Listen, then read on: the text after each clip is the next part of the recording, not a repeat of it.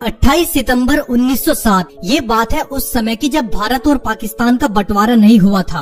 यानी भारत और पाकिस्तान एक ही देश था जिसे अंग्रेजों ने अपना गुलाम बनाया हुआ था। उस समय भगत सिंह का जन्म 28 सितंबर सन 1907 को पंजाब प्रांत के जिले ल्यालपुर के बंगा गांव में हुआ, जो कि अब पाकिस्तान का हिस्सा है। दोस्तों, भगत सिंह के पिता का नाम सरदार किशन सिंह और माता का नाम विद्यावती कौर था। भगत सिंह के पिता और चाचा अजीत सिंह भी एक सक्रिय स्वतंत्रता सेनानी थे। भगत सिंह के परिवार के सभी लोग बड़े वीर और साहसी थे। एक बार की बात है, जब वो अपने पिता के साथ खेत में गए तो उन्होंने अपने पिता से सवाल किया कि पिताजी, ये खेत में आप लोग क्या करते हो? तो उन्होंने कहा, हम लोग बीज बोते हैं जिससे फसल होती है और ढेर सारा अनाज मिलता है। इस पर उन्होंने अपने पिता से सवाल किया कि पिताजी, अगर ऐसा ही है तो आप लोग खेत में बंदूकें क्यों नहीं बोते, ताकि अंग्रेजों को मारने के काम भी आए और हमारे पास ढेर सारी बंदूकें होंगी तो हम डटकर अंग्रेजों का सामना भी कर पाएंगे। दोस्तों, सरदार किशन सिंह ने अपने बेटे के मुंह से ऐसी बातें सुनी तो पहले तो वो हैरान रह गए, लेकिन मन ही मन इस बात पर खुश भी हुए कि उनका बेटा देशभक्ति की राह पर जा रहा है। भगत सिंह जैसे जैसे बड़े होते गए उनके दिल में देशभक्ति की भावना बढ़ने लगी। 13 अप्रैल सन 1919 यह वो दिन था जिस दिन कुछ ऐसा हुआ जिसने भगत सिंह के दिल और आत्मा को झिझोड़ कर रख दिया और उनके मन में अंग्रेजी हुकूमत के खिलाफ आक्रोश भर दिया, क्योंकि इस दिन भारत के इतिहास का सबसे क्रूर नरसंहार हुआ था। दोस्तों, ये घटना थी पंजाब प्रांत के अमृतसर के स्वर्ण मंदिर के निकट स्थित जलियांवाला बाग में हुए हत्याकांड की, जिसमें अंग्रेज अधिकारी जनरल डायर ने रोलेट एक्ट के विरुद्ध में हो रही एक सभा पर बिना किसी चेतावनी के भीड़ में खड़े मासूम लोगों पर फायरिंग करा दी और इस घटना में 1000 से भी ज्यादा लोग मारे गए थे। और जब भगत सिंह ने इस घटना के बारे में सुना तो वो लगभग 20 किलोमीटर पैदल चलकर घटना वाली जगह पर पहुंच गए और वहां पहुंचकर जो उन्होंने देखा वो बहुत ही दर्दनाक था। और उस दिन से उन्होंने उन सभी शहीदों का बदला लेने की ठान ली और खून से सनी हुई मिट्टी मुट्ठी में भरकर घर ले आए। और उस समय उनकी उम्र सिर्फ 12 साल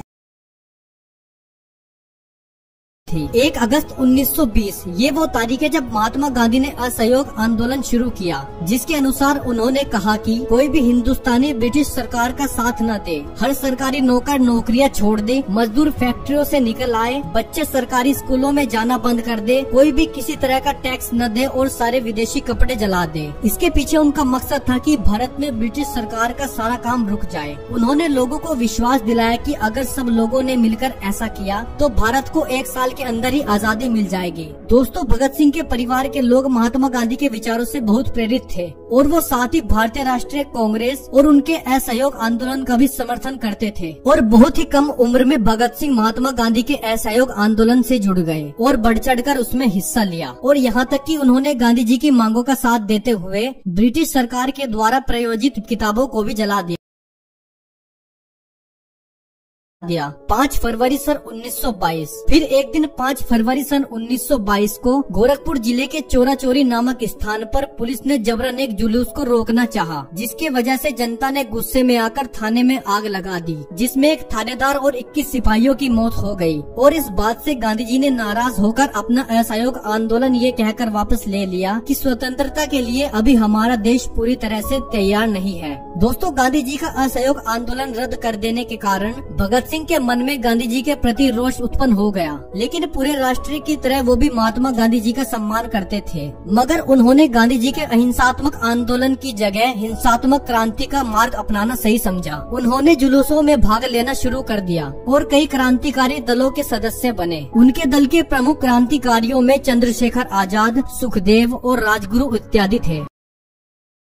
9 अगस्त 1925 को भारतीय स्वतंत्रता संग्राम के क्रांतिकारियों द्वारा ब्रिटिश राज के विरुद्ध भयंकर युद्ध छिड़ने के इरादे से हथियार खरीदने के लिए ब्रिटिश सरकार का खजाना लूट लेने की एक ऐतिहासिक घटना हुई, जिसको आज हम काकोरी कांड के नाम से जानते हैं। काकोरी कांड में पकड़े गए क्रांतिकारियों में से 4 क्रांतिकारियों को फांसी और 16 अन्य क्रांतिकारियों को 4 साल से लेकर आजीवन कारावास की सजा सुनाई गयी। और इस बात से भगत सिंह इतने ज्यादा क्रोधित हुए कि उन्होंने 1928 में अपनी पार्टी नौजवान भारत सभा का हिंदुस्तान रिपब्लिक एसोसिएशन में विलय कर दिया और उसे एक नया नाम दिया, हिंदुस्तान सोशलिस्ट रिपब्लिक एसोसिएशन। 30 अक्टूबर 1928 ये वही साल था जिसमें साइमन कमीशन के बहिष्कार के लिए भयंकर प्रदर्शन हुए। 30 अक्टूबर 1928 को उन्होंने लाहौर में साइमन कमीशन के विरुद्ध एक विशाल प्रदर्शन में हिस्सा लिया, जिसके दौरान हुए लाठीचार्ज में लाला लाजपत राय जी पूरी तरह से घायल हो गए। दोस्तों, उस समय लाला लाजपत राय जी ने कहा था कि मेरे शरीर पर पड़ी एक एक लाठी ब्रिटिश सरकार के ताबूत में एक एक कील का काम करेगी। 17 नवंबर 1928 को इन्हीं चोटों की वजह से लाला लाजपत राय जी का देहांत हो गया और लाला लाजपत राय जी की मृत्यु होने से पूरा देश गम में डूब गया। लेकिन भगत सिंह और उनके साथियों ने अंग्रेजी सरकार को सबक सिखाने के लिए स्कॉट को मारने की योजना बनाई, जो कि ब्रिटिश सुपरिंटेंडेंट ऑफ पुलिस था। 17 दिसंबर 1928 को करीब 4:15 बजे लाहौर कोतवाली पर भगत सिंह, राजगुरु, जयगोपाल और चंद्रशेखर आजाद तैनात हुए और स्कॉट की जगह सॉन्डर्स को देखकर उसे मारने के लिए आगे बढ़ गए,